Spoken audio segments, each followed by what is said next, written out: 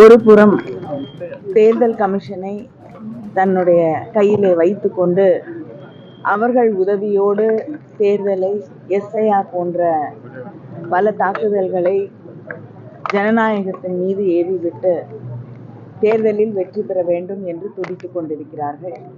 அதே நேரத்திலே திராவிட முன்னேற்ற கழகத்தின் மூத்த அமைச்சர்கள் அவர்கள் மீது அவங்க தொடர்ந்து பயன்படுத்தக்கூடிய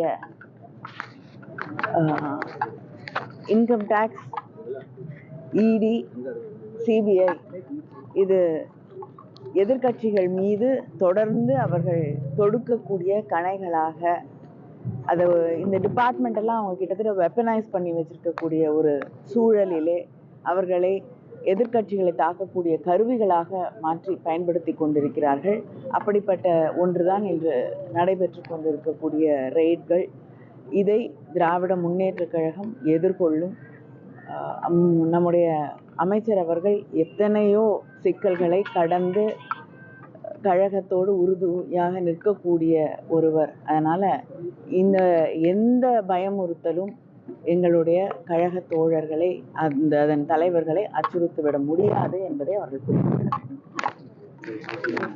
அரசு ஒரு புறம் தேர்தல் கமிஷனை தன்னுடைய கையிலே வைத்துக்கொண்டு அவர்கள் உதவியோடு தேர்தலை எஸ்ஐஆர் போன்ற பல தாக்குதல்களை ஜனநாயகத்தின் மீது ஏவிவிட்டு தேர்தலில் வெற்றி பெற வேண்டும் என்று துடித்துக் கொண்டிருக்கிறார்கள். அதே நேரத்திலே திராவிட முன்னேற்ற கழகத்தின் மூத்த அமைச்சர்கள் அவர்கள் மீது அவங்க தொடர்ந்து பயன்படுத்தக்கூடிய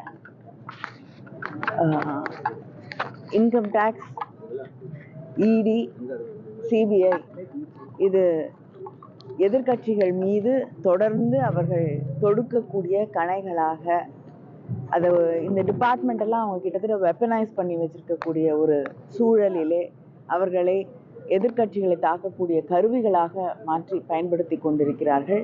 அப்படிப்பட்ட ஒன்றுதான் இன்று நடைபெற்று கொண்டிருக்கக்கூடிய ரெய்ட்கள். இதை திராவிட முன்னேற்ற கழகம் எதிர்கொள்ளும்.